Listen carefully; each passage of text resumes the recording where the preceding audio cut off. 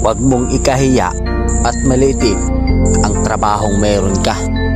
Katulong, construction worker, pahinante, driver, welder, gwardya, basurero, o kahit ano pa man ang trabaho mo.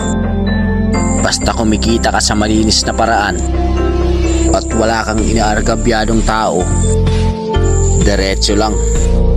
Hayaan mo sila dahil hindi ka mapapakain ng mga sinasabi nila.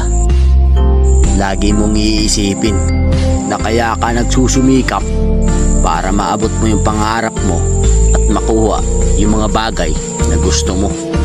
Ipagmalaki mo yung trabahong meron ka, kundi dahil sa atin wala silang matibay na paniniwala.